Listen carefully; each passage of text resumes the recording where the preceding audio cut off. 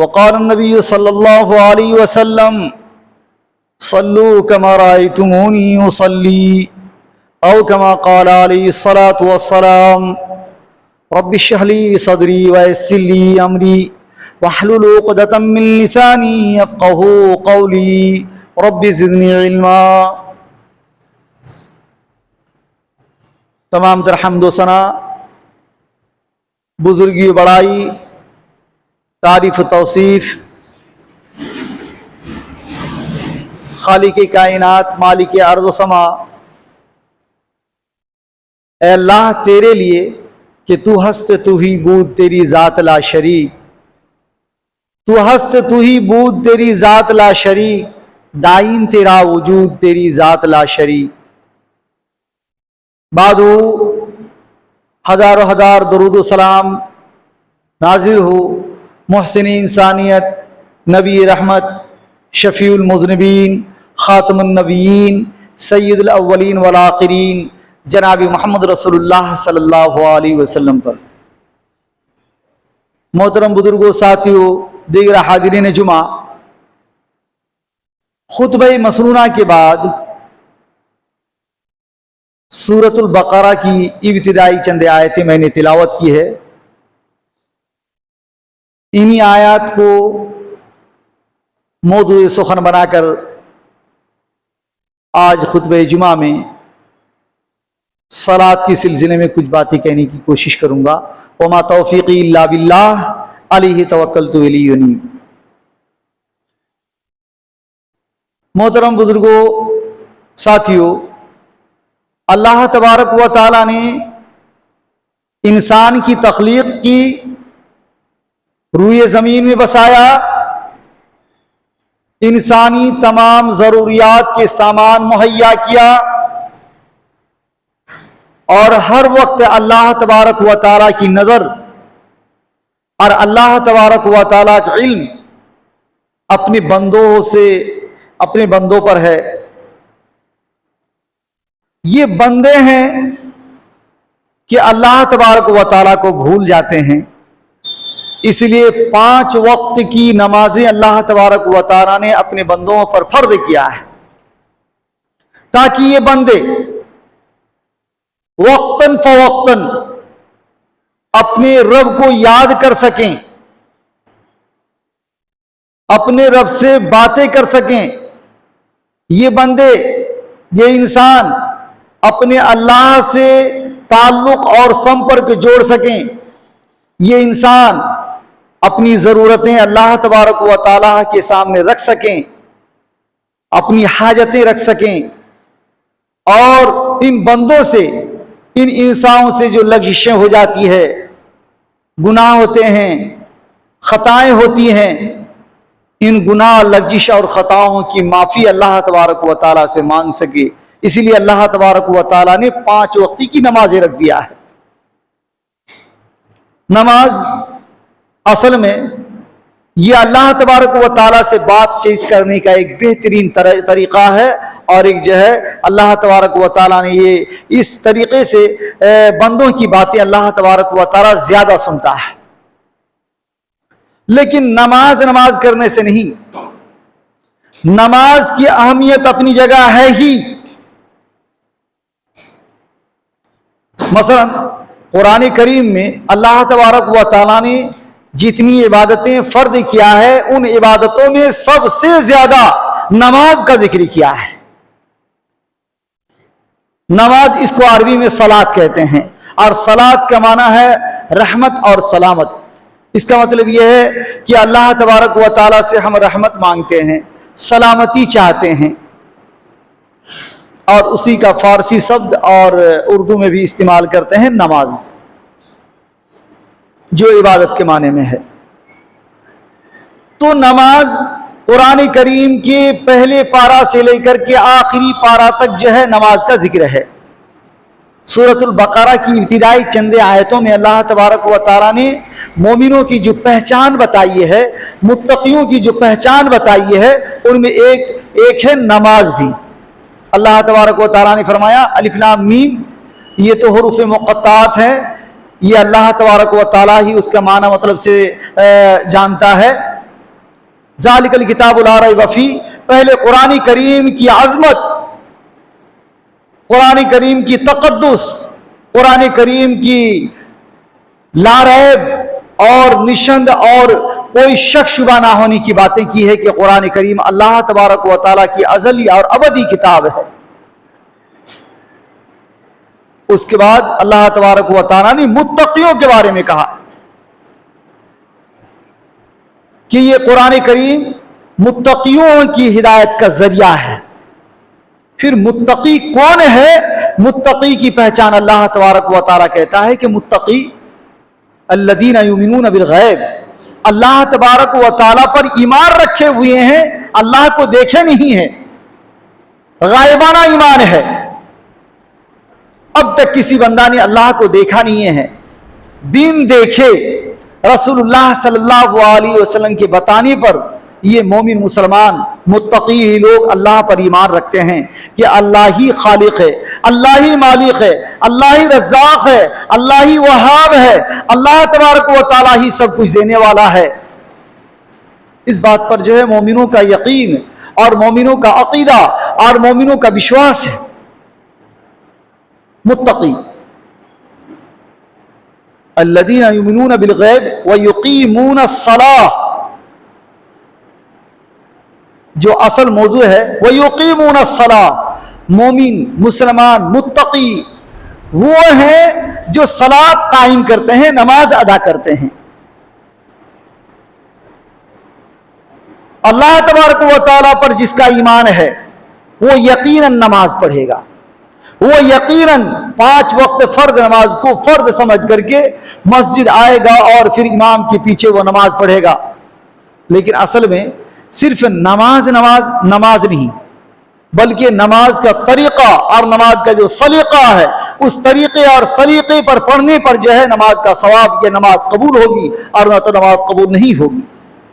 اسی لیے جناب محمد رسول اللہ صلی اللہ علیہ وسلم نے اپنی امت کو نماز کی تعلیم دیا اور دیگر اور چیزوں کی تعلیم جس قدر دیے ہیں، سب سے زیادہ تعلیم نماز پر دیے ہیں۔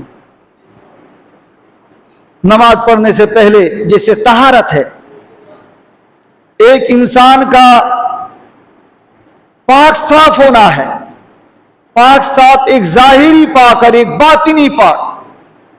باطنی پاک جیسے کفر اور شرک اور بدعت وغیرہ سے اپنے آپ کو پاک کرنا ہے۔ کفر ہے، شرک ہے، کفر جس کے اندر ہے اس کو کافر کہتے ہیں، شرک جس کے اندر ہے اس کو مشرک کہتے ہیں، بدعت جس کے اندر ہے اس کو بدعتی کہتے ہیں۔ ان چیزوں سے پاک ہونا ضروری ہے، تب جا کر نماز قبول ہوگی۔ اور صرف نماز ہی نہیں بلکہ جتنی عبادتیں ہیں، تمام عبادتوں کے لیے پہلا مرحلہ ہے کہ اس کا اندر، اس کا دل، اس کا نفس، اس کا ردا اور اس کا جو ہے دل و دماغ اور اس کے خیالات اور اس کے تصورات کا پاک صاف ہونا ضروری ہے۔ اور 2 نمبر پر پاکی صفائی ہے ظاہری۔ وہ ظاہری ہے، مثلا آپ اگر جنابت میں ہیں، اگر آپ اپنی بیوی سے ہم بستری کی ہوئے ہیں، تو پھر آپ کو غسل کرنا ضروری ہے۔ اس ناپاکی کے ساتھ آپ نماز نہیں پڑھ سکتے ہیں، نماز تو دور کی بات ہے، آپ مسجد میں بھی داخل نہیں ہو سکتے ہیں۔ اس حالت میں نہیں ہے تو دوسری حالت ہے کہ آپ بغیر وضو کے ہیں، تو بغیر وضو کے آپ مسجد آ سکتے ہیں لیکن آپ نماز نہیں پڑھ سکتے ہیں۔ تو جنابت کا غسل ہو یا وضو کا طریقہ ہو تو پہلے وہی طریقہ اپنانا پڑے گا جو طریقہ جناب محمد رسول اللہ صلی اللہ علیہ وسلم نے سکھا دیا ہے۔ وضو کرنا پڑے گا۔ وضو 1 مرتبہ ہو، 2 مرتبہ ہو، زیادہ سے زیادہ 3 مرتبہ ہو، اپنے اعضاء وضو کو دھونا ضروری ہے۔ صرف پانی بہا دینا یا پانی چھلکا دینا یا پانی کا چھینٹا دے دینا، یا اگر تالاب اور حوض ہے یا ندی ہے تو صرف ہاتھ اور پیر کو ڈبا دینا، یہ کافی نہیں ہے، بلکہ پہلے نیت کرنا ضروری ہے کہ میں وضو کر رہا ہوں، چاہے وہ نماز کے لیے ہو یا قرآن تلاوت کرنے کے لیے ہو یا کوئی بھی ہو، جو وضو ہوتے ہیں وہ وضو کا نیت ہونا ضروری ہے۔ اور اس کے بعد جو ہے वजू का तरीका, पहले अपने दोनों कलाइयों तक जो है हाथों को धोना है, फिर कुल्ली करना है, फिर नाक में पानी डालना है, फिर नाक को झाड़ना है, फिर चेहरे को धोना है, फिर दोनों हाथों को कहनी समेत धोना है, फिर सर का मसा करना है, फिर कान का मसा करना है, फिर दोनों पाँव को धोना है।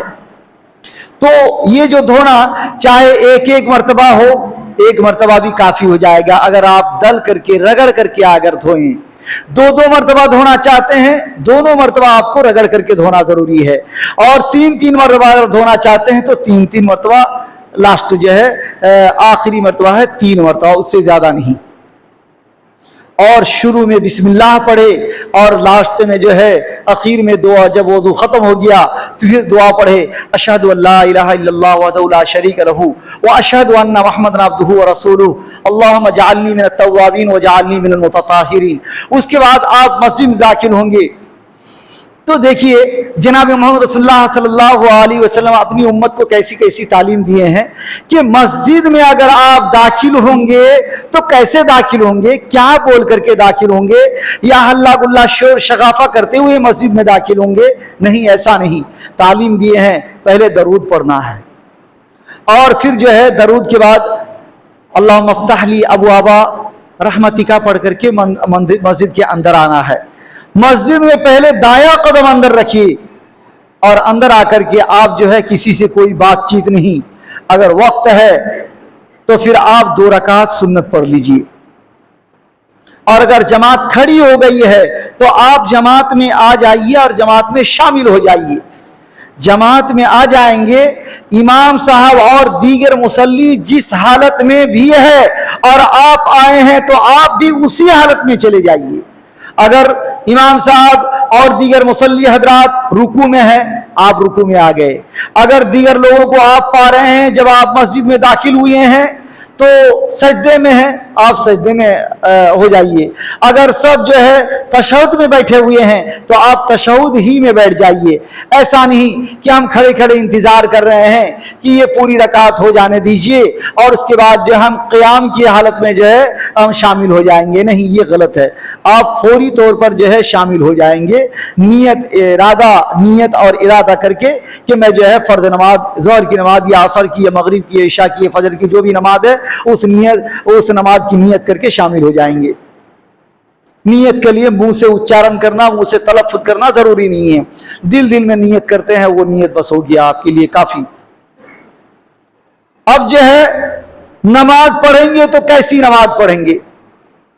जनाब इमाम रसूलुल्लाह सल्लल्लाहु अलैहि वसल्लम ने अपने सहाबा किराम से फरमाया, सल्लू कमा रायतुमूनी उसल्ली। मेरे यारो, मेरे साथियों, तुम लोग देखो मुझे नमाज जिस तरह पढ़ते हुए देखते हो ना, इसी तरीके से तुम लोग नमाज पढ़ो। मेरा जो तरीका है वही तरीका अपनाओ। हाँ, जहां मुझे कुछ अलग से बातें करनी है वो मैं बता दूंगा तुम लोगों को, लेकिन जो तुम लोग मुझे तरीका देखते हो, जिस तरह मैं क़याम करता हूं, जिस तरह हाथों को करता हूं, जिस तरह रुकू करता हूं, जिस तरह सजदा करता हूं, जिस तरह तशहुद में बैठता हूं और फिर पहली रकात से दूसरी रकात जिस तरीके से उठता हूं, जो तरीका मुझे देख रहे हो, जो सलीका मुझे देख रहे हो, वही तरीका तुम लोग अपनाओ। रसूलुल्लाह सल्लल्लाहु अलैहि वसल्लम किस तरीके से नमाज पढ़ा करते थे? रसूलुल्लाह सल्लल्लाहु अलैहि वसल्लम नमाज पढ़ा करते थे कि पहले किबला रुख होकर के सीधा आपको खड़ा होना है, बिल्कुल सीधा, और उसके बाद जो है दोनों हाथों को ये कंधे तक उठाना है, जैसे इन उंगलियों के सिरे जो है कानों तक पहुंच जाए। बिल्कुल इस तरीके से आप जो है हाथों को उठाएंगे। इस तरह थोड़ा सा उठा करके कोई फायदा नहीं है। हाथों को बिल्कुल रफुल यदैन, जो नीचे रखिए, हाथों को बिल्कुल यहां जो है कंधे मोंढे तक उठाएंगे, जैसे इन उंगलियों के ये सिरे जो है कानों तक पहुंच जाए। इस उंगली का जो है ये उंगली कानों के लौ के बराबर हो जाए। कानों से टच करना, कानों को छूना या लम्स करना जरूरी नहीं है, बल्कि इस तरीके से दूर करना है। ये असल में क्या है? ये रफुल यदैन क्या है? रफुल यदैन है, ये हम किबले के जानिब जो है मुंह करके नमाज पढ़ते हैं, और किबले के जानिब जो है काबा है। काबे का असल में इस्तिकबाल होता है। اور پھر ان تکبیرات کے ساتھ کہ اللہ اکبر، اللہ مہان ہے، اللہ بہت بڑا ہے، اللہ سب سے بڑا ہے، اس طریقے سے اللہ اکبر بول کر کے رسول اللہ صلی اللہ علیہ وسلم دائیں ہاتھ کو بائیں ہاتھ کے اوپر باندھ لیا کرتے تھے۔ تو باندھنے کا طریقہ یہ ان دونوں کلائی پر ایک دوسرے کے اوپر جو ہے رکھ کر کے سینے پر رکھنا ہے۔ صحیح ابن حبان میں یہی ہے کہ سینے پر رسول اللہ صلی اللہ علیہ وسلم ہاتھوں کو رکھا کرتے تھے، کینچی نما نہیں، یا اس طرح نہیں، یا ایسا بھی نہیں، بلکہ اس طریقے سے سینے پر رکھنا ہے۔ یہ طریقہ سنت والا طریقہ ہے۔ آج اس وقت دنیا میں دیکھیں گے، خاص کر کے وہ حضرات تو دیکھتے ہی ہوں گے جو حج کے لیے، عمرہ کے لیے سعودی گئے ہیں، مکہ گئے ہیں، مدینہ گئے ہیں، اور وہاں جا کے دیکھتے ہیں کہ مختلف ملکوں سے مسلمان آتے ہیں حج کرنے کے لیے۔ مسلمانوں میں بہت ساری جماعتیں ہیں، کوئی اپنی اماموں کی اقتدا کرتے ہیں، کوئی اپنی پیروں کی اقتدا کرتے ہیں، کوئی اپنی بڑوں کی اقتدا کرتے ہیں، کوئی اپنے عالم اور علماء اور اماموں کی بتائے ہوئے طریقے پر وہ جو ہے نماز پڑھتے ہیں۔ لیکن ہم اہل حدیث، ہم سلفی حضرات صرف اور صرف قرآن اور حدیث کے مطابق چلتے ہیں، چاہے وہ طریقہ ہمارا دنیا والوں کو غلط نظر آئے یا صحیح نظر آئے، اس سے ہمیں کوئی مطلب نہیں ہے۔ اس لیے کہ اللہ تبارک و تعالیٰ قرآن کریم میں 30 پارہ میں تقریباً 40 جگہ پر جناب محمد رسول اللہ صلی اللہ علیہ وسلم کے طریقے کو اپنانے کی بات کہی ہے، اور یہ بات بھی اللہ تبارک و تعالیٰ نے فرما دیا ہے کہ محمد صلی اللہ علیہ وسلم کی اطاعت کرو، محمد صلی اللہ علیہ وسلم کی اتباع کرو، محمد صلی اللہ علیہ وسلم کی انوسرن کرو۔ محمد صلی اللہ علیہ وسلم جس طریقے سے تم لوگوں کو تعلیم دے رہے ہیں، جس طریقے سے تم لوگوں کو سکھا دے رہے ہیں، جس طریقے سے تم لوگوں کو بتا رہے ہیں، وہ ان طریقے پر چلو تم لوگ۔ تو جناب محمد رسول اللہ صلی اللہ علیہ وسلم نے جو احادیث میں جو ذکر ہے، صحیح احادیث میں جو ذکر ہے، وہ یہ ہے کہ اپنے ہاتھوں کو سینے پہ باندھا کر لیا کرتے تھے۔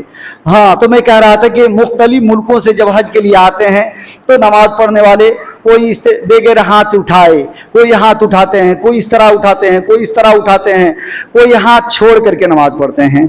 مالکیاں ہیں اس طریقے سے، کوئی ہاتھ ناف کے نیچے بالکل جتنا ہاتھ جتنی لمبائی پر جائے اس طریقے سے کسی طرح باندھ لیتے ہیں، کوئی ہاتھ کو اس طرح باندھتے ہیں، کوئی ناف پر باندھتے ہیں، کوئی پیٹ پر باندھتے ہیں، ہاتھ کو رکھتے ہیں، اور کوئی جو ہے بالکل یہاں رکھتے ہیں، ایسا بھی ہے، اصحاب ذوائر وہ لوگ ہیں یہاں حلق پر رکھتے ہیں۔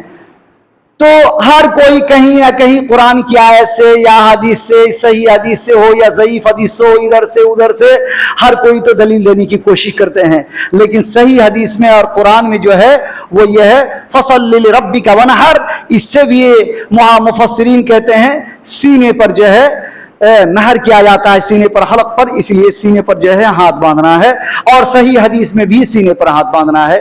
دنیا کے بہت زیادہ اکثر لوگ جو ہے شیعہ ہیں، اور سیکنڈ درجے پر جو ہے احناف ہے۔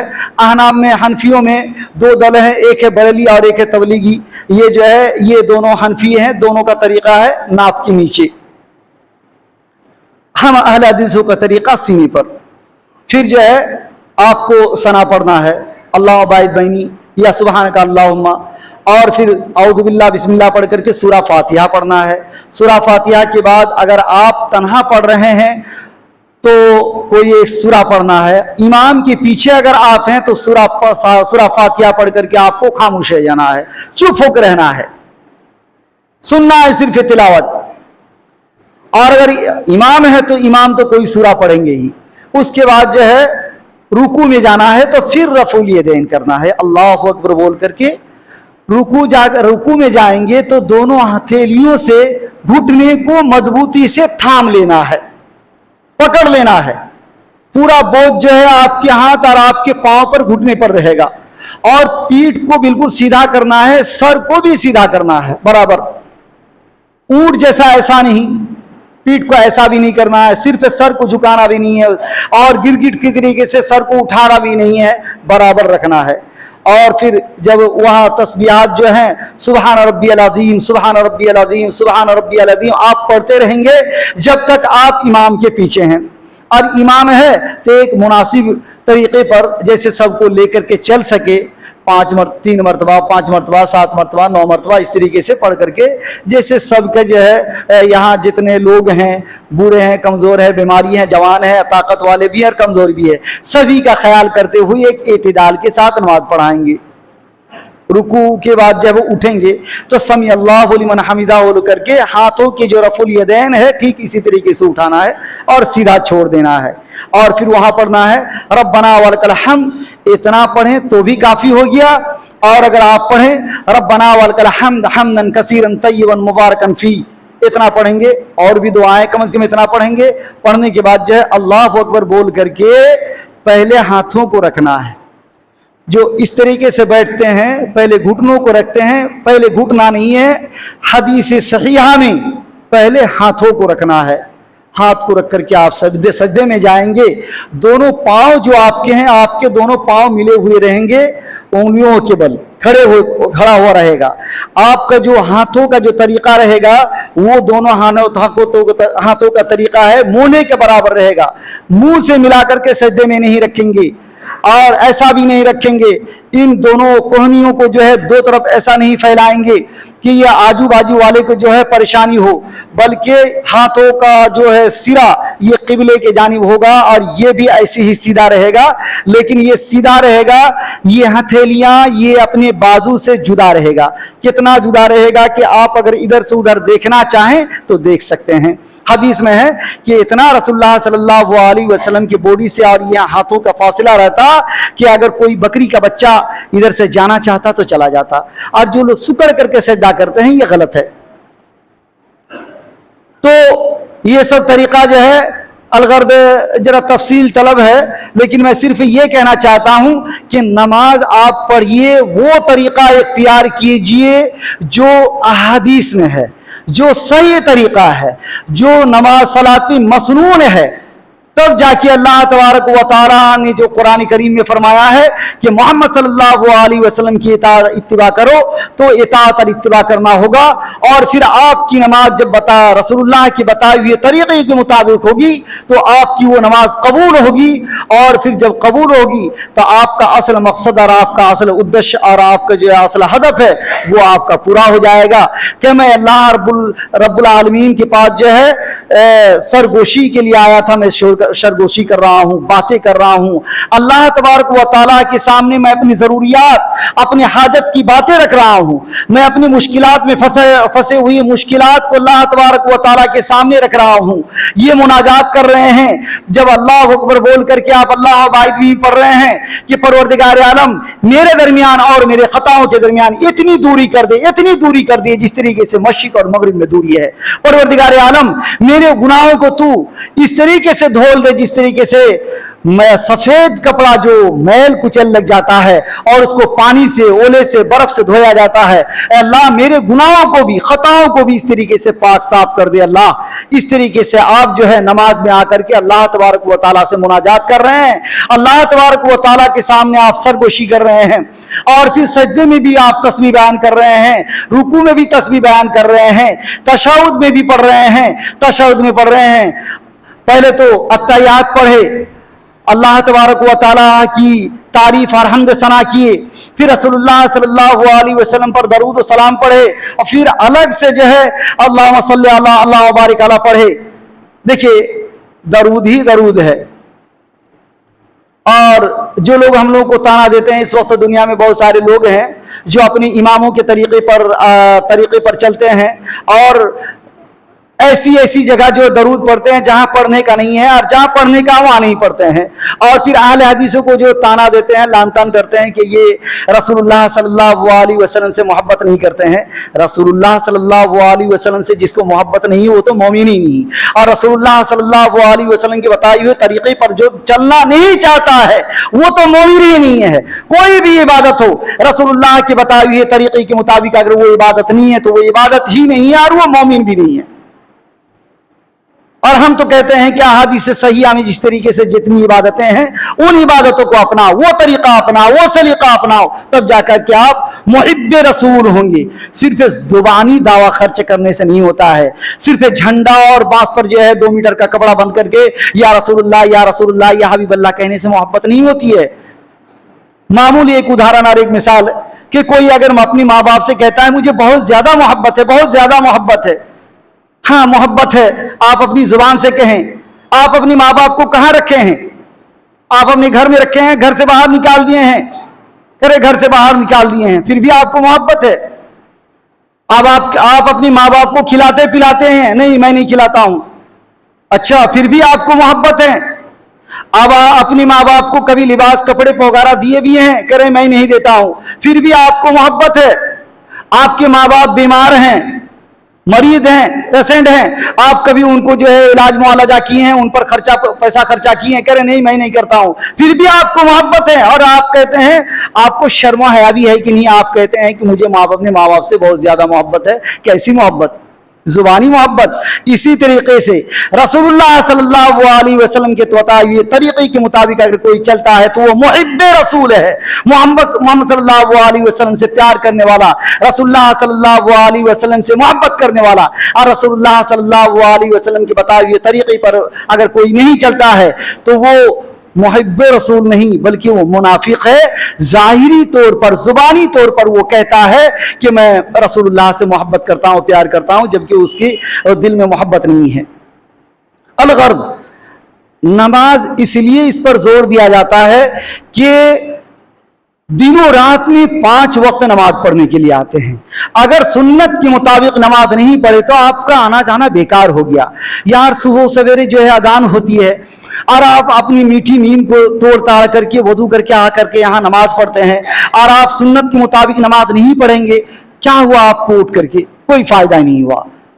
जोहर के वक्त आप अपनी काज काम छोड़ करके आते हैं और जो है आकर के नमाज पढ़ते हैं। अगर सुन्नत के मुताबिक अगर नमाज नहीं हुई तो आपका नमाज पढ़ना बेकार हुआ। असर के वक्त आप आराम कर रहे हैं, फिर भी बिस्तरों से उठ करके आप आके नमाज पढ़ते हैं, अगर आप सुन्नत के मुताबिक नमाज नहीं पढ़े तो बेकार हुआ। इस तरीके से आप जो है, आप अगर सुन्नत के मुताबिक नमाज नहीं पढ़े तो आपका मस्जिद आना जाना, रुकू सजदा क़ियाम सब बेकार। अल्लाह तबारक व तआला हम तमामों को सही माने में जनाब मोहम्मद रसूलुल्लाह सल्लल्लाहु अलैहि वसल्लम से मोहब्बत करने वाला बनाए, हमें सुन्नत के मुताबिक नमाज पढ़ने की तौफीक अता फरमाए। इन्न फी ज़ालिका लज़िक्रा लिमन कान लहू क़ल्बुन और क़सम व शहीद।